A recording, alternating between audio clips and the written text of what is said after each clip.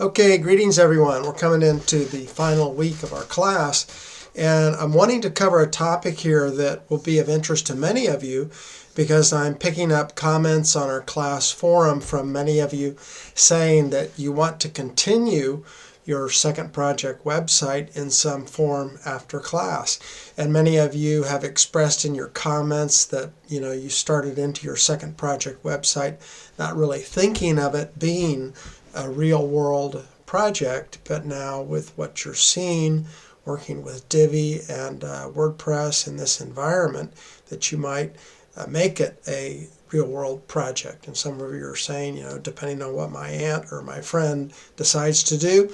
Others of you know for sure that you would like to continue what you've started in class as your second project website using the Divi framework as a real world project.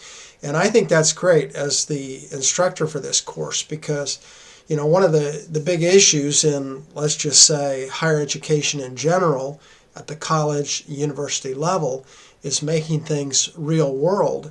And with an increasing number of students not wanting to do the 4-year degree programs for many understandable reasons, with certificate programs and other alternatives, there's a major movement to try to make coursework more real world. So I really like it when, in addition to covering the fundamentals, as we do in the courses that I teach in web development regarding CSS and HTML and JavaScript and basic principles of website design and construction, to be able to offer something to the classes that's really leading edge, exciting, practical, as this Divi and WordPress combination framework is, and that has a lot of immediate traction for people because you can immediately begin making some money on the side doing real-world serious projects for friends, family members, and then the portfolio that you develop from that is going to have more appeal and more traction than if it's just hand coding exercises that are not necessarily the same kind of thing that it involves a real world website construction for small and medium-sized businesses across the landscape in the United States and internationally, as does this Divi and WordPress combination. So anyway, what an important topic to cover, especially for those of you who want to be able to move your second project website somewhere else. Several of you have mentioned, students in my class have mentioned that you already have a GoDaddy or a Bluehost hosting plan, or are planning to take out a plan. You do need a hosting plan, and to make use of your second project website, you will need to buy the Divi theme, which is $90 a year, I think. Once again, when the theme frameworks sitting on top of WordPress become anything like Divi, and I would just say the more exciting, the more interesting kind of themes that the real pros out there are using and that are really popular, like Divi and a short list of others that are up in that highest quality, high power bracket, you can no longer switch themes. You can no longer just go over somewhere. It would be like saying that you could be using, let's say, Wix and just go over to Microsoft SharePoint or just go over to Dreamweaver.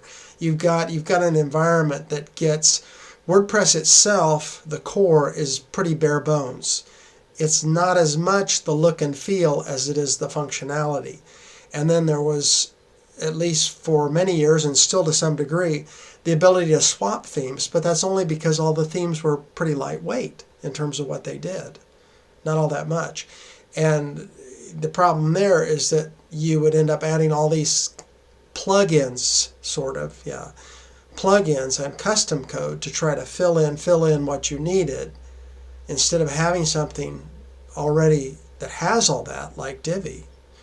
Let's just say, where we are now with something like Divi, it's a lot better world of options. But it does mean that once you do substantial work in that environment, to preserve most of that work, you're going to remain in that environment.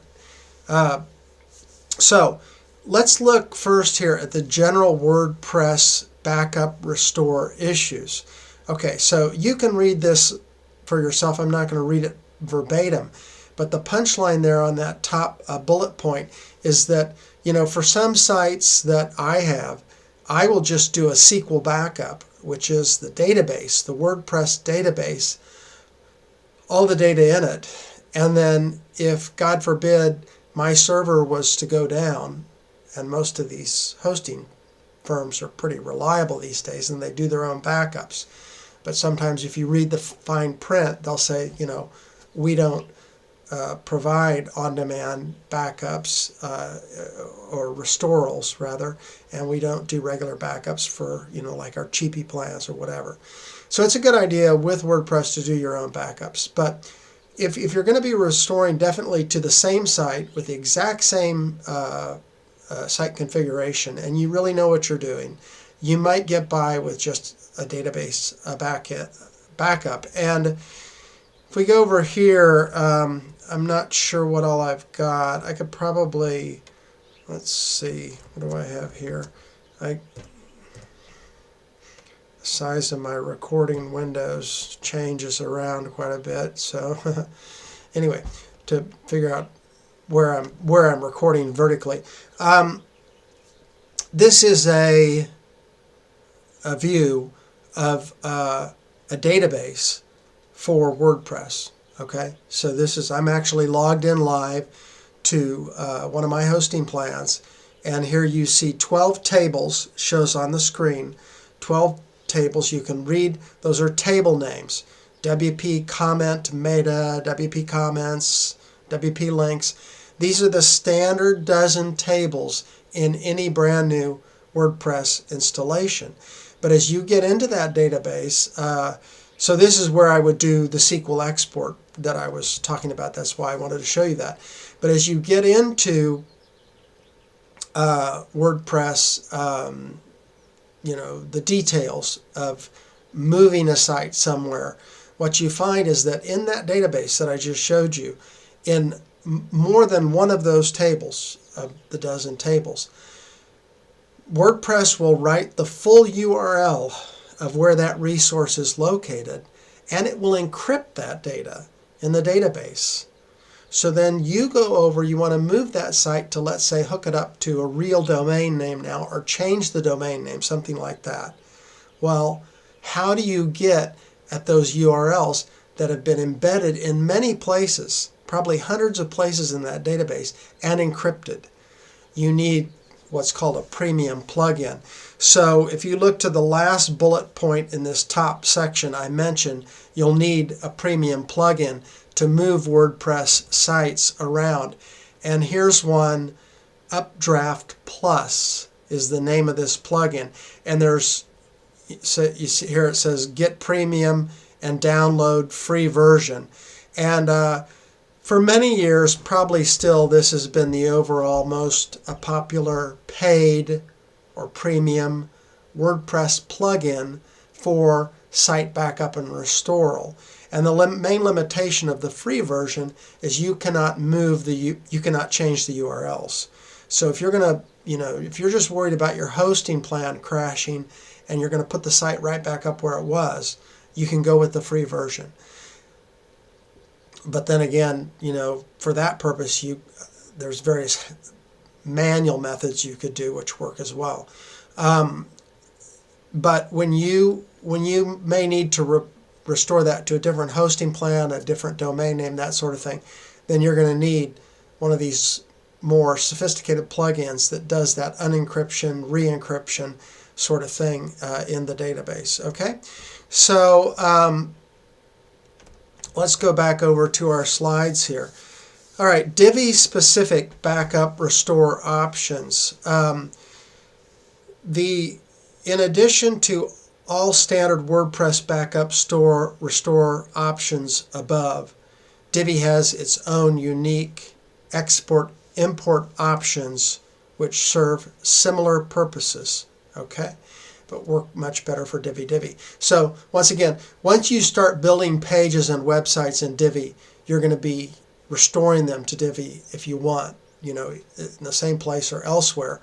If you want to do a restoral, you can still use something like Updraft Plus. If you build a significant site, a substantial site, and let's say for your second project website for one of the classes I teach, and then you want just in like one simple one-shot deal to back up that whole thing and restore it, you would use something like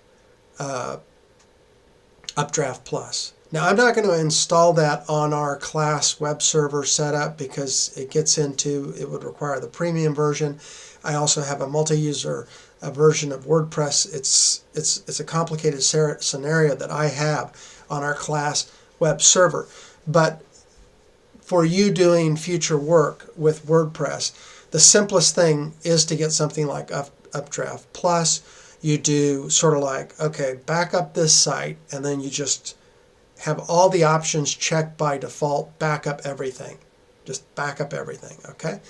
And that's going to include all the images you've uploaded. Think about, as you build a website, you got a lot of JPEG and PNG files that you've uploaded, all of which you've sized appropriately, right? That's a big deal. That's something we haven't really covered, I think, enough in this most recent semester. I've been teaching these courses because I've had so many other things to cover as I've redone the format. But the compression settings for JPEGs, the total size of JPEGs and PNG, sizing correctly, this sort of thing is a big issue. But anyway, you get what's called a media library in WordPress of all those images. You may also have like video backgrounds and sections. Those get uploaded, MP4 files, whatever. All that needs to come across to the new website. Okay, you don't want to link to it across the internet over on the old URL, which might become defunct anyway, go offline. Okay, so all that needs to come with the new website, all the images, and of course all that HTML, etc. The themes you usually these days less and less are actually directly modifying like the PHP files and the CSS files that come with a theme, but that may be involved too. All of that needs to be backed up and restored, okay? And then, once again, even if you manually reinstall plugins and this sort of thing, you have to go back through reconfiguring them. Whereas if you do a one-shot backup with something like Updraft Plus, it also snags all your configuration settings, okay? So now it's getting easier, and they're not expensive to buy. It's like $40 for the year or something like that. But there's a number of them that are available, and in the WordPress world, the prices are always very reasonable. Then you get to your new website. You do a fresh WordPress installation. There's nothing there, but then you run your Updraft Plus thing, and everything comes in. All the media, all the posts, all the pages, all the configuration settings, you're done. Okay, so that's kind of the ideal. But and that's what you do, when you're doing more regular professional work, as I was doing for many years with WordPress. That's what I would do. I would use Updraft Plus. And there's others, but that's a real good one. But for class purposes, the second project website, look at this lower section in the left-hand column here. And so the last bullet point says Divi export and import options, hyphen in the wrong place maybe, presently exist at 4 levels: page, post, theme options, and Divi library. And if you use a standard WordPress post, export, import, you should not need to do individual export, import into posts with Divi. So let's go look at that functionality. So this is a website that will look familiar to all of you who've taken my web development classes. This is a one-page website that we replicated as an exercise in class. Okay. So let's take a look. This is just one page again, but there are posts here. So let's look at how we might export, import this with our class web server setup. Okay, so let's go over here to WordPress, and we're looking at this page. Okay, we're looking at this page in the classic view Divi Builder. All right, this is the page we just saw, and these are the sections, the modules, etc. Right? Okay, all I need to do is click this button right here, which if you put your mouse over it, it says import and export. And so it comes up with the export tab by default. And then this you can change what it says. So I'm going to say CSIS site replication exercise. That's what we called it in the class. Okay. Export Divi Builder layout. And then you hit this cool little, progress bar. And there it is. And so that is now, see the suffix on the file, JSON? JSON stands for JavaScript Object Notation. It is very popular, powerful, flexible specification that allows code, content, images, everything to get kind of glommed into a single file. It's like a more sophisticated version of XML. If any of you are familiar with what XML is, which is a variant of HTML, it's a more sophisticated version of that. It allows more in the way of programmatic functionality. So then you just say save, and you put that file wherever you want to put it as a JSON document. It saves it, and they're usually fairly small files, but anyway, it'll have in it whatever that page has. Now it will not, in my experience, it will not export the media images that you have uploaded, like embedded photos, okay? But it will export like a graphics background, where we have on this page, like this photo that's the background for a section, the gas lamp quarter photo, that will get exported into the JSON. Where we have this gray graphics background, which is a PNG file, that will get exported into the JSON file. But these images, these larger JPEGs, won't. And maybe in a future version of the Divi export-import process, that will happen. But I would just say for class purposes, you'll probably be adding your JPEGs back in, which should not be too much work to do. These would just come up with kind of like a little X, and then you click on the text module, the blog module, whatever that is, and you go to the media tab, upload your JPEG again, and you've got it. Okay, and probably a future version of the Divi export import will include that, will include the embedded, I don't mean to say embedded, but the images that are on the page as well, and so forth. Okay, let's switch gears and look a little bit at standard WordPress export import functionality, which was mentioned. I'm going to open this tools menu in a separate tab. This is the standard WordPress tools menu, and you see import and export there. I'm going to click export. Now this is standard WordPress. It's not really specific to Divi. And you've got an option to choose all content, or you can choose posts, or you can choose pages. And this is where over on this slide rather, I said, results are usually underwhelming. Cross-theme results not so good. So, I mean, this has been there from the ice ages in WordPress like 20 years ago, but it's not so good. And like when you export posts, there's 3 posts for this particular website. It will also not export the JPEGs, the media that's embedded.